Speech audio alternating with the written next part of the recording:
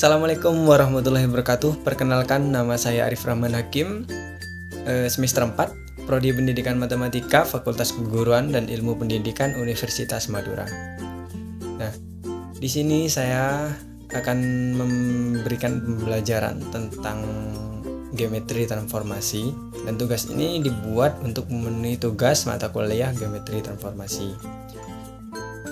Saya akan menerangkan tentang bab 4,5 putaran, di mana teoremanya adalah teorema 4.3 dan 4.4.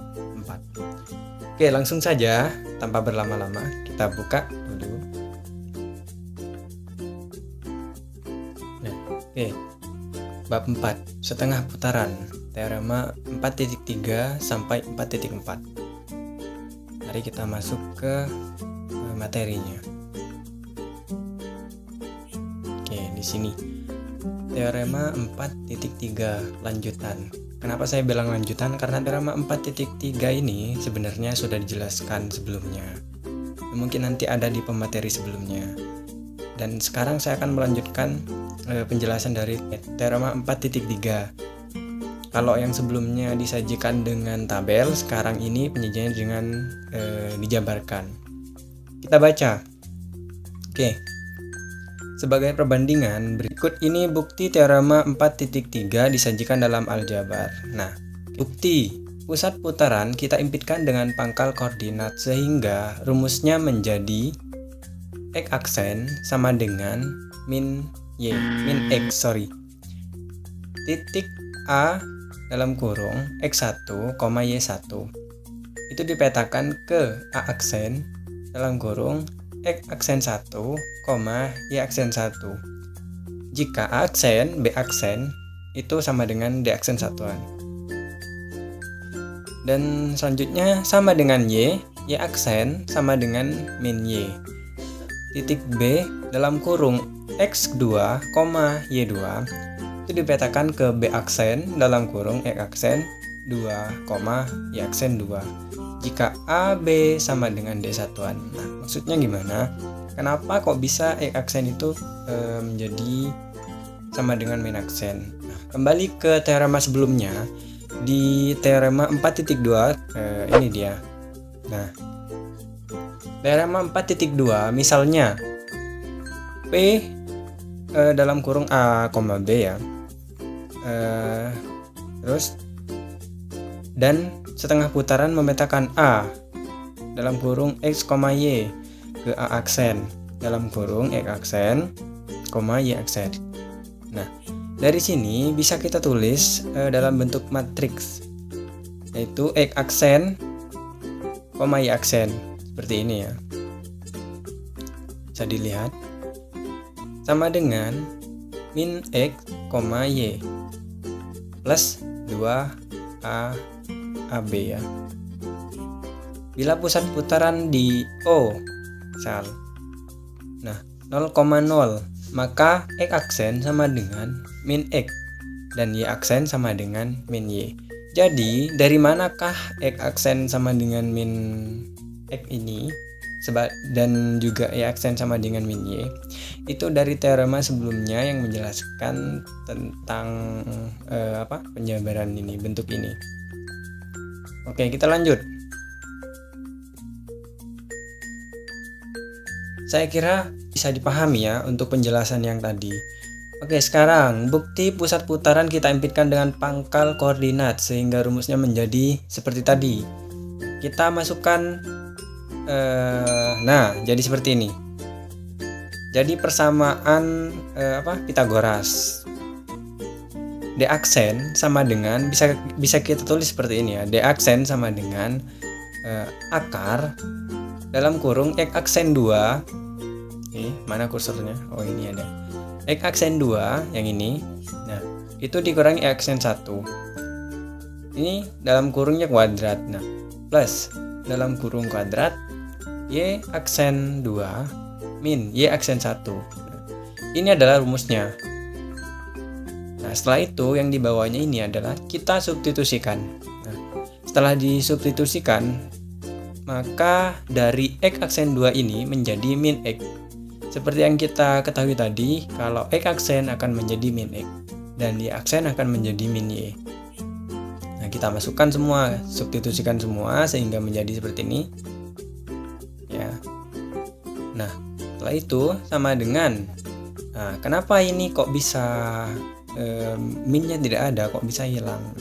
Itu sebenarnya minnya dikeluarkan. Nah, ini kan punya min. Nah, ini kan plus ini kan min kali min.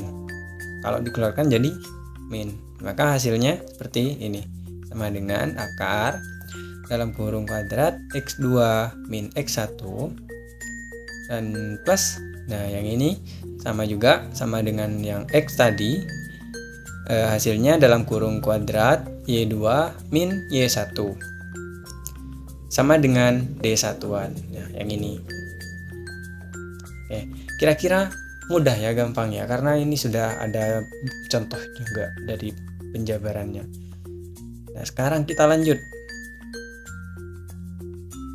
Nah, ini terbukti setengah putaran itu mempertahankan jarak. Jadi suatu isometri. Nah, dengan sendirinya setengah putaran adalah suatu kolineasi. Ya, kira-kira seperti itulah. Oke, sekarang bagaimana kalau misal pangkal koordinat itu bukan pusat putaran? Nah, atau pertanyaannya, bagaimana kalau misalnya pusat putaran tidak berada di pangkal koordinat? Nah, maka jawabannya seperti ini.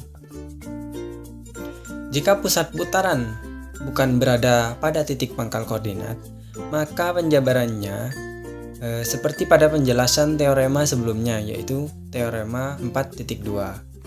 Jadi karena saya membahas teorema 4.3 sampai 4.4, mungkin untuk 4.2-nya nanti untuk materi sebelumnya, sebelum saya. Jadi saya tidak usah menjelaskan yang 4.2 ini. Oke, lanjut ke 4.4. Nah, misalnya satu-satunya titik tetap dalam setengah putaran adalah titik P sendiri. Sedang garis-garis tetap adalah garis yang melalui P. Oke, gimana yang maksudnya? Ya, kalau titik tetapnya itu P, ya P sendiri gitu. Sedang garis-garis tetap adalah garis yang melalui P. Garis yang melalui P. Ya, kita coba bukti ya, ke bukti langsung ya. Untuk garis tetap misalkan G, garis melalui P, dan C, elemen G. C bukan tidak sama dengan ya maksudnya. C tidak sama dengan P. Maka setengah putaran C sama dengan C aksen. Segaris dengan C dan P. Karena P titik tengah garis C aksen. Dengan demikian, C aksen elemen G. Ini berlaku untuk setiap titik pada G. Maka setengah putaran G sama dengan G aksen. Jadi G adalah garis tetap. Bingung ya?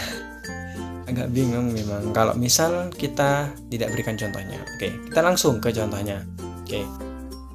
Yang pertama, untuk garis tetap misalkan G, garis melalui P. Kita buat garisnya dulu dong ya. Kita buat garisnya dulu. Nah, sudah ada garis. Ini kasih garis G. Oke. Sekarang apa? Melalui P. Kalau melalui P berarti garis itu berhimpit ya dengan garis. Titik itu berhimpit dengan garis ya. Kita taruh di tengah. Sebenarnya nggak harus di tengah, boleh ditaruh di mana saja, yang penting garis itu melalui titik P gitu. Cuman saya ambil simpelnya, kita taruh di tengah aja gitu. Oke, lanjut ke apa ini? C adalah elemen G. Kalau C elemen G berarti titik C itu ada di garis G juga. Namun di sini ada keterangan lagi, C itu tidak sama dengan P. C tidak sama dengan P. Oke. Boleh ditaruh di mana saja, tapi kalau saya lebih ke saya taruh di sebelah kirinya. Boleh di sebelah kiri, agak ke kiri boleh. Pokoknya seenaknya. Oke. Sekarang kita baca lagi. Maka setengah putaran C sama dengan C aksen. setengah putaran C itu akan sama dengan C aksen. Kita tak, kalau setengah putaran berarti ditaruh di di kanannya. Kenapa juga harus ada di kanan? Karena ada keterangan lagi di sini. Segaris dengan C dan P. Oke, segaris kan sudah. C aksen ini sudah segaris. Oke. Karena P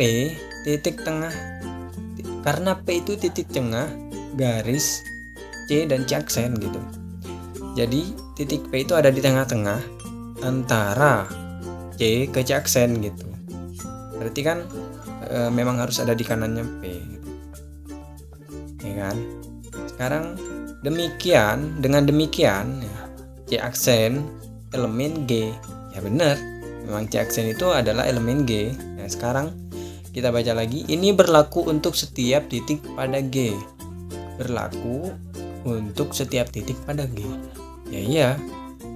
Kalau misalnya di garis G itu ada titik B, ya akan sama seperti itu gitu. Seperti C tadi. Maka setengah putaran G sama dengan C aksen. Ini yang mau dimaksud, setengah putaran G akan menjadi G aksen. Nah, disinilah pembuktiannya. Set. Nah, ini misalkan setengah putaran G akan menjadi G aksen. Nah, seperti itu ya. Yang C aksen itu ada di sebelah kiri, yang C ada di sebelah kanan gitu. Karena kan berputar setengah putaran. Lalu di situ ada apa lagi? Jadi G adalah garis tetap. Nah, ya benar. Berarti G itu adalah garis tetap. Berarti apa kesimpulannya? Terbukti. Nah, gampang kan? Kalau misalnya penjelasannya itu kurang jelas, bisa dimulai dari awal sebelumnya. Nanti dipahami sedikit-sedikit, insya Allah pasti paham. Sekarang sudah selesai. Oke, sudah hanya itu saja penjelasan dari saya. Mungkin kurang lebihnya saya mohon maaf bila ada kata-kata yang agak belibet atau kurang berkenan, itu saya mohon dimaafkan. Sekian dari saya. Assalamualaikum warahmatullahi wabarakatuh. Dadah.